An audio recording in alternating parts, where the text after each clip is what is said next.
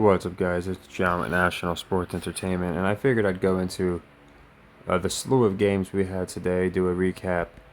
It's almost, I'd say, impressive at this point because with all the units we had in play today, I was positive we were going to have a very memorable day, whether it be a good or bad memory.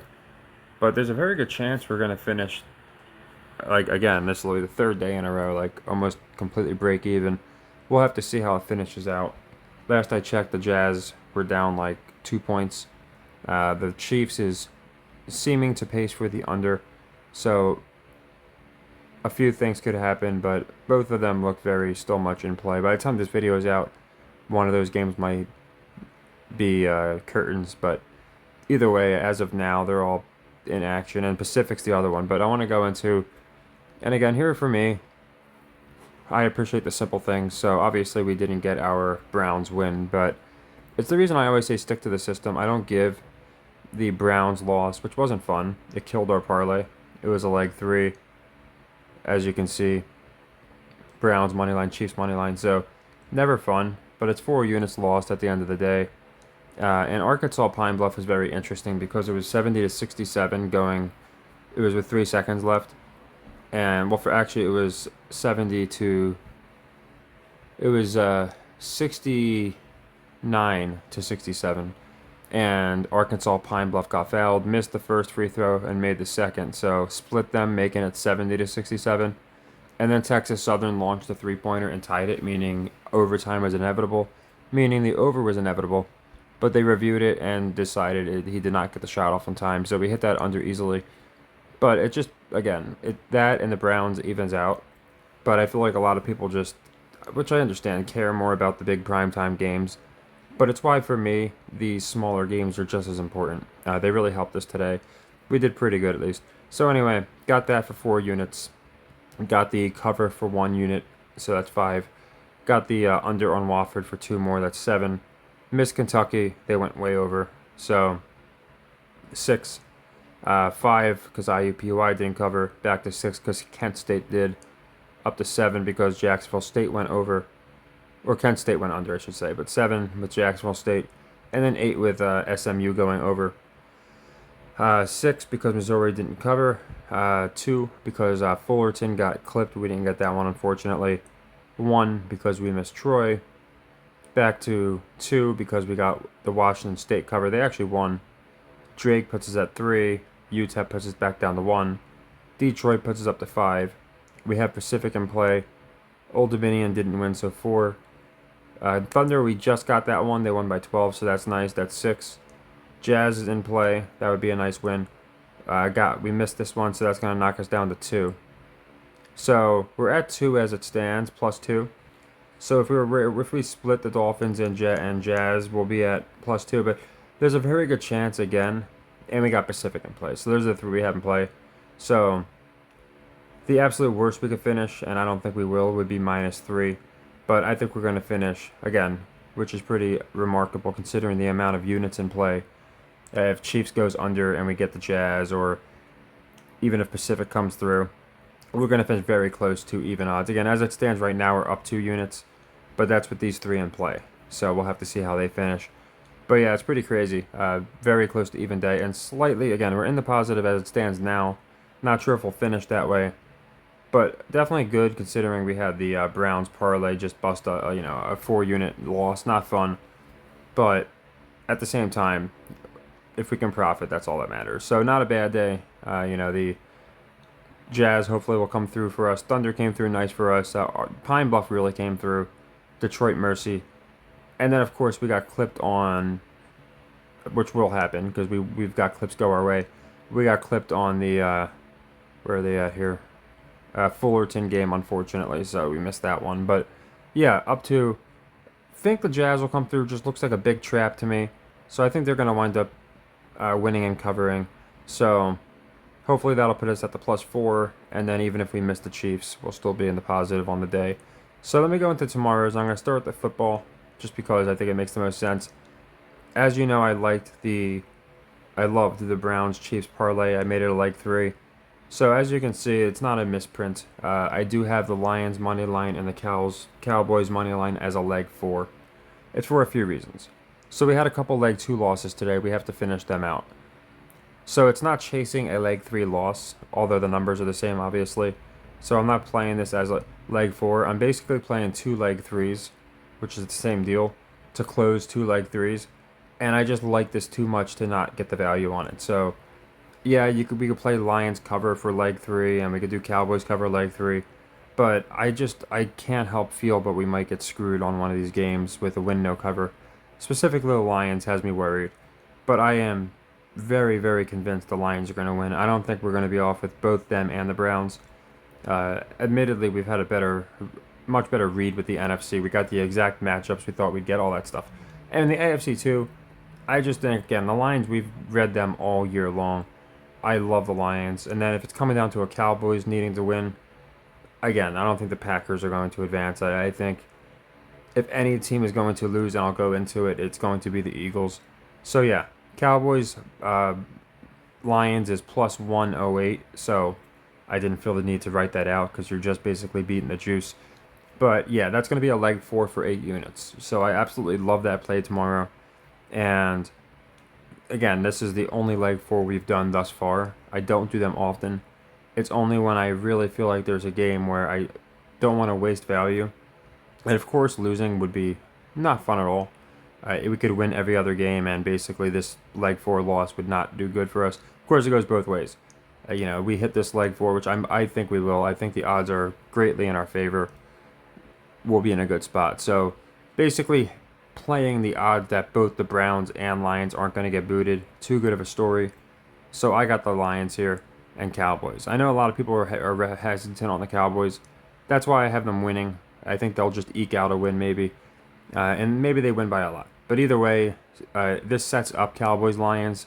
After what we saw in week, 16, whatever week it was, 17, I think we have to see this rematch. So, yeah, leg 4 for 8 units. I'm playing the over on the Lions-Rams game. Seems a little high. Lions can score, but Rams haven't really shown it. A couple weeks they have, a couple weeks they haven't. So I think it's worth playing that, the over for 2 units. Kings win. I just like it. Only getting 5 points, and other times they're playing teams that are nowhere near as good, and they're getting like the same amount. So I just think this game seems to be trappish, and people will be all over the Bucks, especially how they just pounded the Warriors. So I like the Kings here, just like 1 for 1 unit. This game's going to be important too, so if we miss or get the Lions parlay, this Pacers one's going to have to come in clutch for us. I have this as a leg 3 for 4 units simply because anything under 240 with the Pacers, even if it's against a slower paced team, people should be pounding the over here. Just thinking, looking at, okay, Joker's good for 30 and Murray's nuts, and the Pacers play at such a crazy pace that I feel like people are going to be on the over. So I love the under. And Clippers T-Wolves, T-Wolves have been pitching shutouts, so, holding teams to under 100. Both of these teams don't go over much, so I thought it'd be set at like 217-ish. So the fact that it's set at 222 makes me think people will be on the under. I like the over for 2 units. And just a very few college plays. We played most of our college games today. There was so many of them today. And college, again, might wind up being the slight... Actually, the NBA is going to wind up being the tiebreaker today. Because college essentially broke even. We took a loss in the NFL section. And, yeah, NBA is going to be the one where it looks like if the Jazz come through, it's definitely going to be a W on the day and for the NBA. But yeah, for college tomorrow, just these 3. Stanford to win. Looks like a trap. That's why I took it. Maurice, the over-under on this team, it's just not good at all. So I like 132.5. Same with Ryder. They're another one, and just not very often do they go over. And I like Ryder to cover Maurice because Maurice is really good at covering. So Maurice, I think they've only been covered a couple times. We actually caught in the last game we played. We had Quinnipiac beating Maurice, and they did, just because Maurice, again, really good against the spread. And I can't remember if we got that over, to be honest. I think we got them both, but either way, Maurice is still good on both, so I like the over here for 132.5. And I like Ryder to cover, just because, like I said, Maurice, really good against the spread. Ryder, not so much. And with the records, it looks like it could also be a game where more people are on Maurice. So not much going on in college, but a few plays I liked. couple going on in the NBA, and again, we stand to win a lot. We got a leg 2, a leg 3, and almost a 1.7 to 1. Of course, I imagine most people are going to be fixated on Lions Cowboys. So, obviously, I want that one to hit. I hope it does. It's a shame because obviously, I mentioned it on my live stream. I would have done Chiefs Lions. I just figured we'd go Chiefs Browns. I thought that was a safe one. But obviously, after the Browns lost, it was too late for me to put out a video for Patreon or to post, hey, But I did go over in my live stream that at that point, Chiefs Lions was safe. But we're getting essentially the same odds here with not as good. It's not like 150 just because it moved a little bit. So Cowboys are -7, Lions moved from 2.5 to 3. So it's closer to 110. But I didn't feel like writing it out because it's not like I write out 155 if we're going to be getting any kind of significant profit. 110 is basically the same as you're beating the juice, which is nice, but it's nothing absolute crazy. So yeah, for 108, basically the same as an even value. Obviously a little better, always nice to beat the juice, but nothing too crazy. But also one that I just feel like is definitely going to come through. So that would be nice because basically that would nullify, and this is the purpose, say our UTEP leg 2 loss and our Missouri leg 2 loss. So knock out 2 leg 2 losses with one stone. You could also say it's just playing the Browns game as a leg 4. It's fine. It doesn't matter how you go about it. But I'm basically just trying to cover 2 leg 2 sequences with, again, there's not too many ways we can play this, but I think this is the best way to play it. And if I had to pick a quote lock, it would definitely be this one, which is why it's for 8 units. It's the only one thus far that we've done as a leg 4, because you just don't get value going beyond leg 3, unless you're pretty darn sure the game's going to hit. And in this case, I think we're going to get them both. Lions play first, I believe, which is nice because should you have any kind of remorse, should the Lions win, of course, you could always do a small little hedge and still guarantee yourself a profit. I'm just going to let it ride, as Russell Wilson would say, so that's what I'm doing. But that's the good part about it. I think the Lions play first. I'm not positive.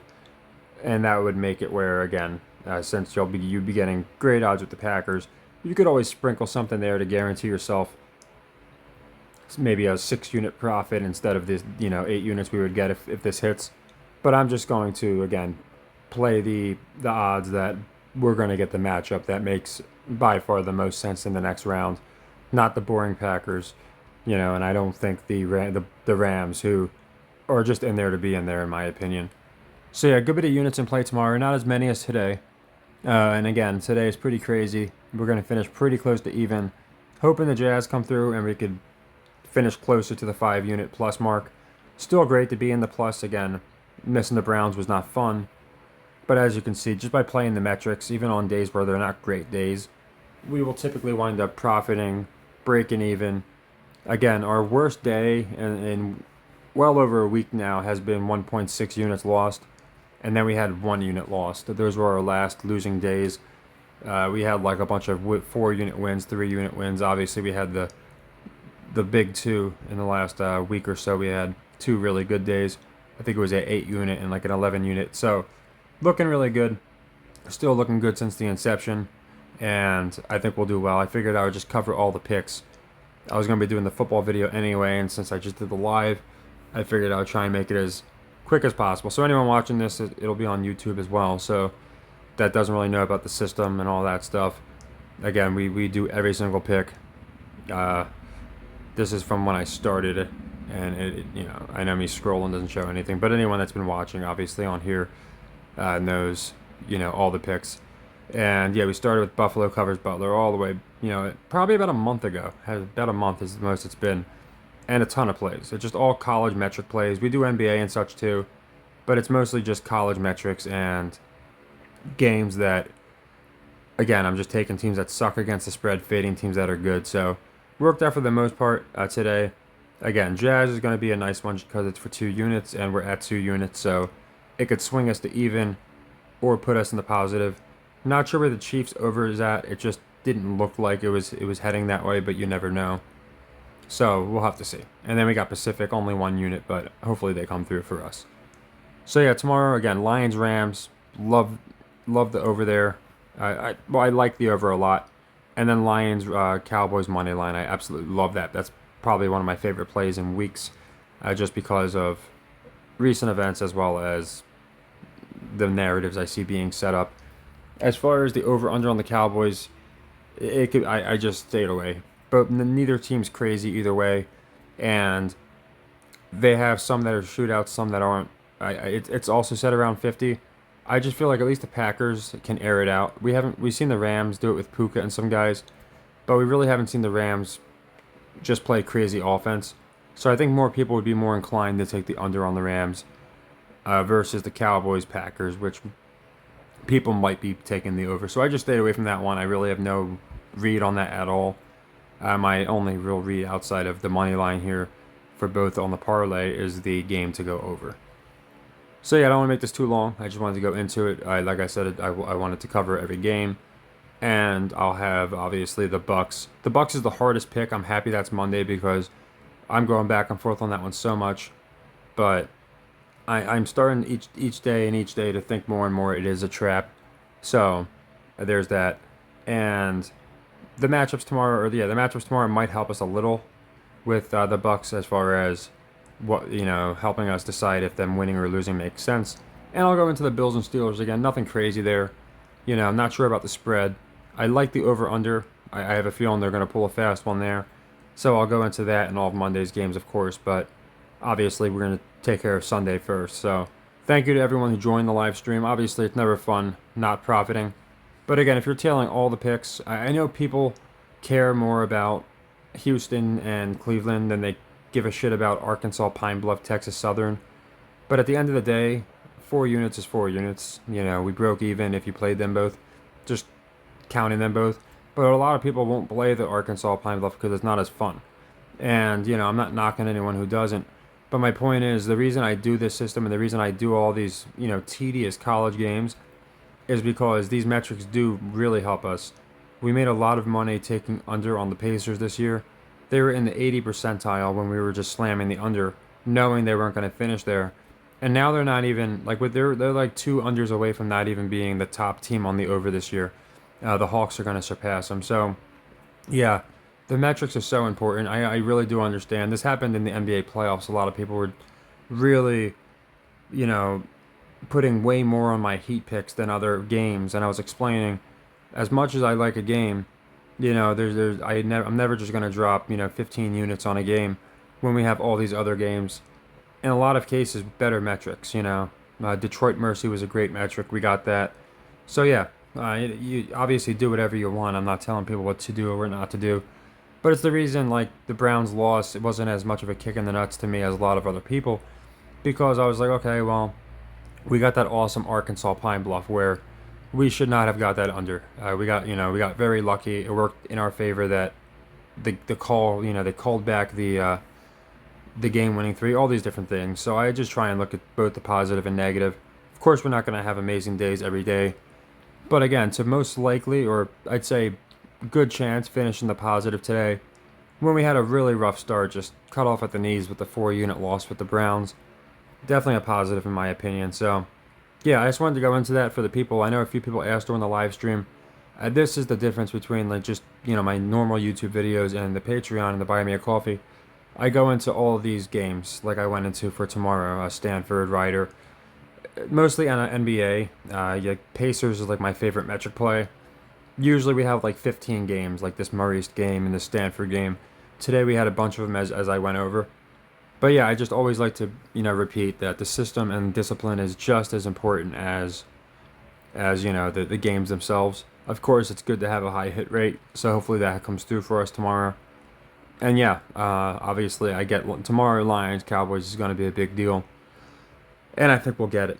But all the other ones add up; they're big deals as well. Like I said, all the plays that I personally play are the ones I put on here, and they're all games for the most part that just look like complete traps, like the Stanford game, or a team that's really, really good on the over. They're not going to continue at that pace. We just fade it. Team that sucks against the spread, we take them, etc. So thanks again to everyone. It was another great live stream. We'll do it next week, and again, hopefully we win, so it'll be more fun. But it's always I always try and make it where it's fun, and everybody else always makes it fun and positive. So I do appreciate everybody that joined, and hopefully I can get my webcam where it's synced up so we can use that. And again, it's a little more personable. I like it better. I feel like I'm like some kind of robot talking when it's like the OBS stream server and my face is cut off and all you see is the screen. So yeah, I actually there's a software I could, if I can figure it out, I can screen share live, which would be awesome because we can just like check out stuff online, whatever. So I'm working on a few things, but I always appreciate everybody that's patient and, you know, again, gives me a reason to continue. So take care and happy earnings.